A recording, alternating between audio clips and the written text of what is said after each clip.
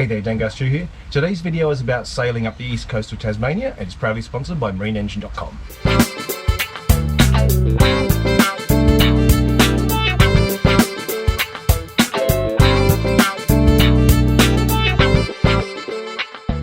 Last week Dave asked me to give him a hand bringing a sailing boat up from Hobart towards the Hawkesbury River. We got to the top of Tasmania with the time we had, but this is the first leg of the journey. Pedals and I are doing a full rebuild on the engine before we go, otherwise known as an oil change. Do you want gloves? No. You're not getting your hands on. I don't need gloves to drink my beer. Oh, sorry. Is it fitting or not? Oh, it's in. So David, yeah. Even though we're near the end of our journey, and this is the start of the video, You're going to introduce me to your crew member? Greg Daniels, international superstar. Oh, is he from Silverchair? Yeah, that's me. Greg Daniels, he's one of the Northern Beach's top boogie boarders. Flamenco dancer. 3 times world champ. Yeah. World champ, we'll give all that. Flamenco dancing? Oh, nice. 3 times Narrabeen Lakes boogie board champion. But you met driving boats, so you both have your Master 5, don't you? Something like that. Yeah. Credentials? 24, I think. Is it 24? Oh, it's changed now, isn't it? Yeah, but we're only MED 3 because we couldn't be bothered to go out. I haven't seen a lot of evidence of skills in any department, though, despite qualifications. Well, for either of us. Cereal box. Yeah. That's The it. same one. The same cereal box. I'd like to say I peak at 8 knots Yeah. in my world. No. I used to peak at like 25. Well, your boat almost peaked at 8 knots yesterday, when Dan and I were driving, not when you were at the wheel. Stewie had to jump on the helm. Pedal started breaking out. Well, it's been a pleasure travelling with you. Thanks, Stewie. It's actually cleared up a little bit, isn't it?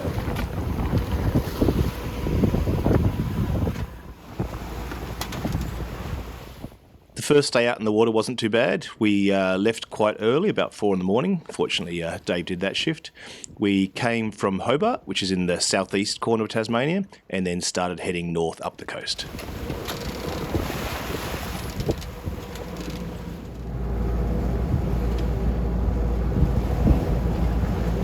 We ducked in between Tasman Island and Cape Pillar.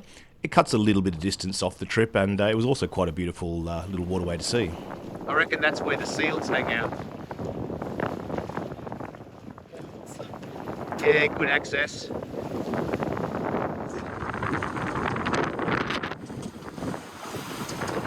Oh, there's more stuff there, Pedals.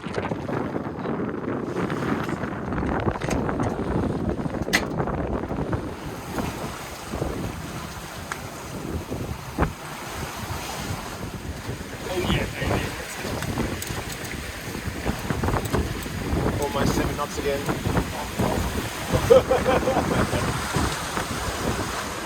Getting a few gusts now.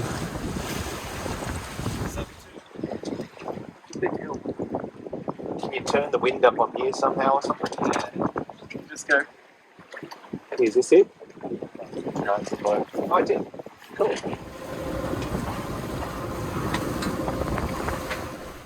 After the sunset that night, the winds picked up to about 30 knots. So, it was probably the roughest night we had on the whole trip, to be honest with you. A little bit uncomfortable, a bit cold, that's for sure. But in the morning, we made it to Wineglass Bay to have a rest. Because we were on a pretty tight timeline, we motor sailed most of the trip. But coming into Wineglass Bay, we actually started having a little bit of engine trouble that needed diagnosing.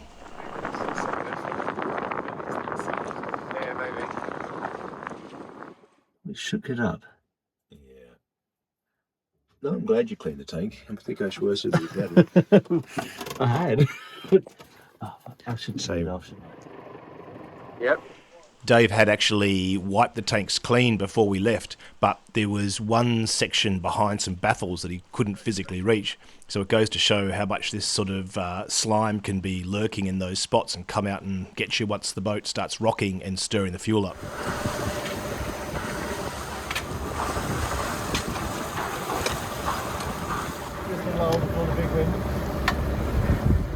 The next day we kept motor sailing up the coast, stopped one more night at Long Point, and then pushed on to St Helens.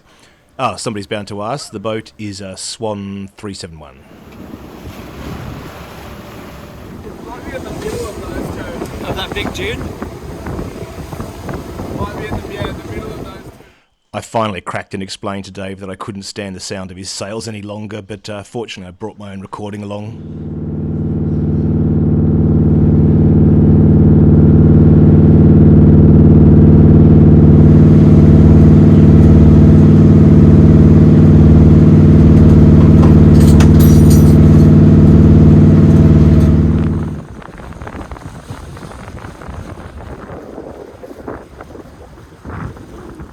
The entrance into St Helens is a bit of a bar crossing and quite a narrow channel, but with some good tips from Marine Rescue, we made it in no trouble.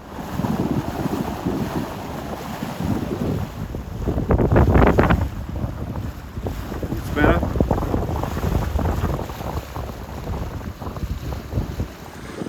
From memory, I think he said we come in sort of towards this point and then swing hard across to the far shore. Got a little bit shallow coming in, down to 1 point something. So there's a bit of a bar at the entrance, but then it's got deep again, which is good. But very shallow in the middle here too, so you've got to go right over to the channel against the shore. Marine Rescue will actually come and escort you. They escorted a boat in this morning, but we were a bit too late to join them, unfortunately. But they still gave us good tips.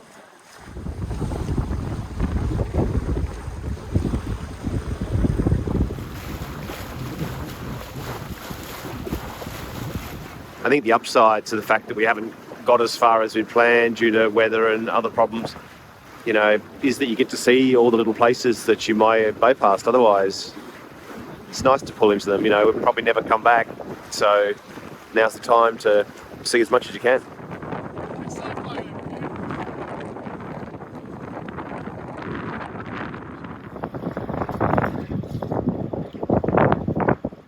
St Helens turned out to be home to quite a fishing fleet with some really great boats there. It was nice to see them. Nice morning. Heading up to Swan Island today. Hopefully anyway, weather's a bit dodgy. I think you can get there today, wait out a bit of a blow Wednesday, then on to Launceston after that, day after that. A few swans over there in the distance. This jerry can's really the easiest way to fill a yacht up. What's wrong with that? Carrying them back. Show us your skills. The cruising yachtsman in the wild searching for fuel comes across a BP. See, Dan's worn his jumper stylishly around his shoulders and you put yours on like a kilt. Language. Is that more yachty? Okay. It's going to run you over, pedals. Sorry? It's going to run you over. I think so. Is there taps up here? Look at that fucking there. Go, Dan. You're tying on. No, the tap's off the tap. Oh.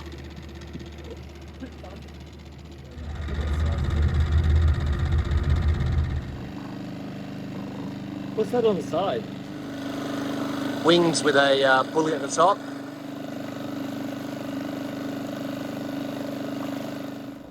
On this trip we saw quite a few seals, but never quite as close as the dolphins came to the boat.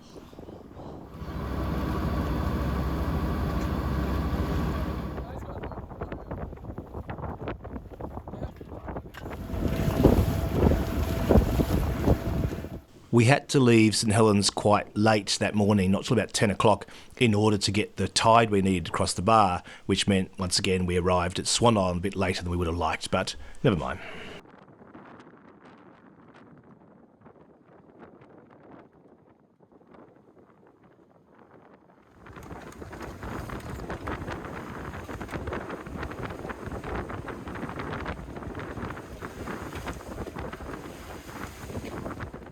Had about 18 knots, 19 knots heading up the coast. We were always into the wind. When we headed up the coast, it was a northerly, but at least we got to open some of the oysters we bought at St Helens and have some lunch. That was nice.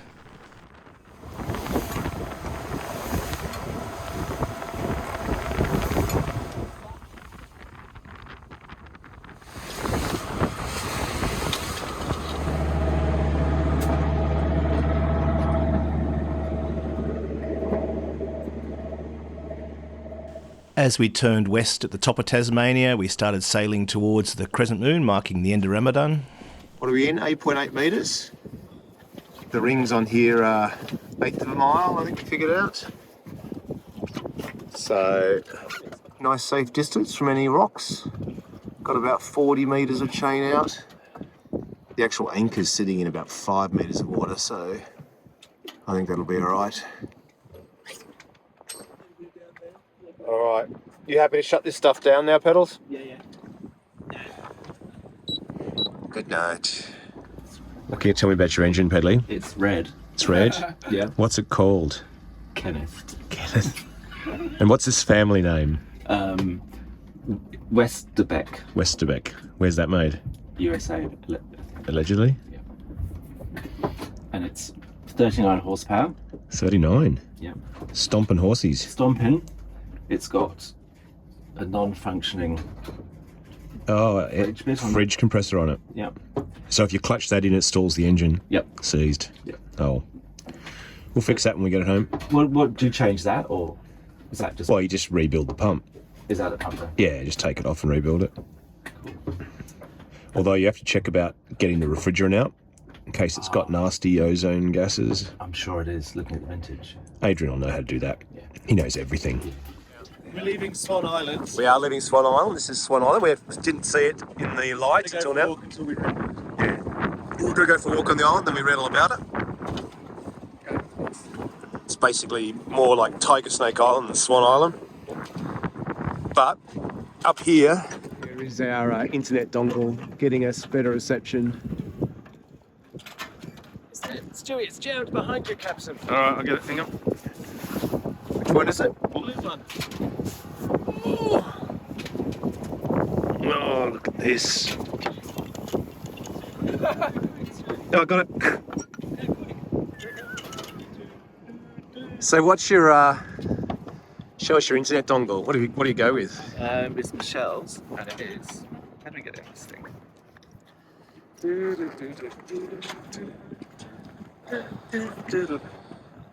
So it's rechargeable. You can just pop it up the mast. And Optus works at Swan Island. Works a treat. Excellent work. Thank you.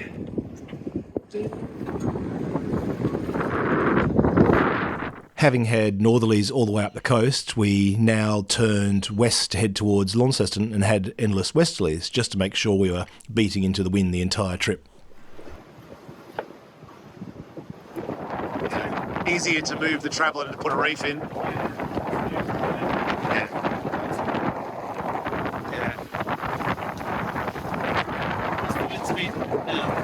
It's only 13 knots, so it's getting up there, as in, not up there, but it's like, it was 6 before, so. Yeah. Trying to get Dave to have some rest, so just move the traveller, try and spill a little bit of wind out of the main. If it gets any blower, yeah, we'll put a reef in. We anchored for the night at Bridport and then headed off early again the next morning to get to the Tamar River.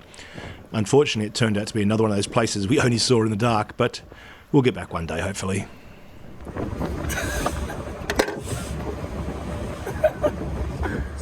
Now, Dave, this is real boating. You see, you don't put sails up. This is what real boating is like. As soon as you put the sails up, it's going to rain and be stormy. Now, instead of running around with ropes, take a leaf out of Dan's book and just chill out. Grab a Cooper's. I don't think it's any more possible to. We're almost at the headland now to turn in and go to Launceston, so getting very close. We've timed it, we've got a downhill run going to the river, so that's great, saves us a bit of time. So, almost there.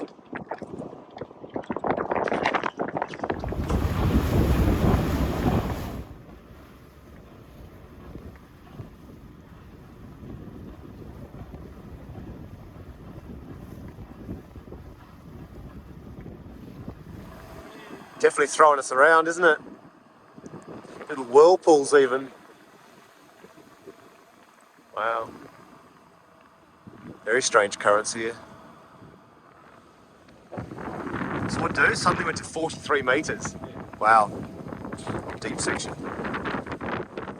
We ended up getting spotted a marina at Beauty Point, so not all the way up the river towards Launceston, but it was kind of cool to see, particularly given the Australian Maritime College has got one of its facilities there and plenty of their cool training boats.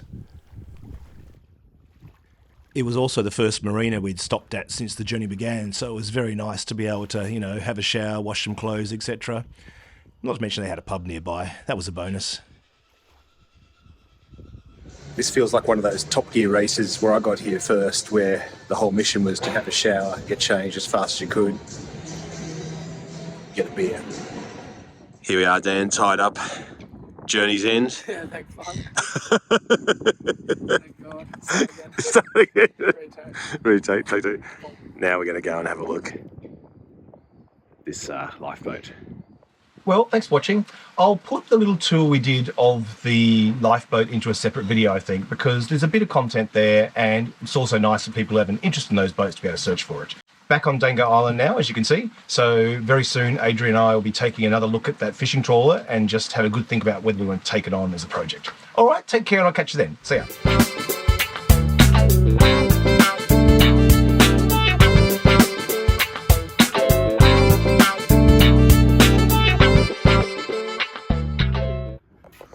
All right. Who wants leftover rice from last night's dinner? Do you?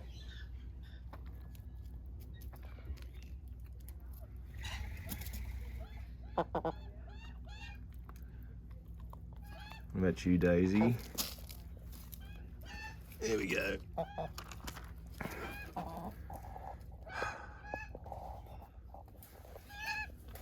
Gee, nosy little buggers. Moving in.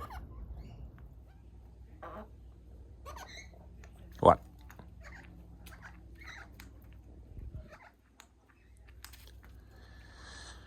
Alright, hang on. Don't eat all that, let Daisy have some. There you go. Get him, Daisy.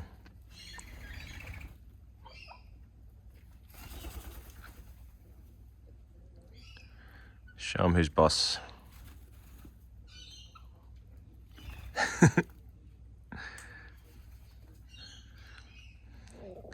It's good to have someone smaller than you to pick on, given how much Daffy picks on you.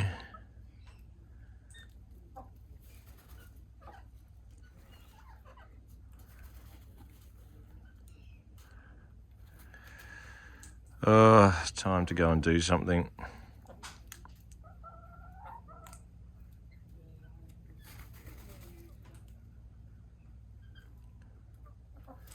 Time to get some work done. All right, you guys.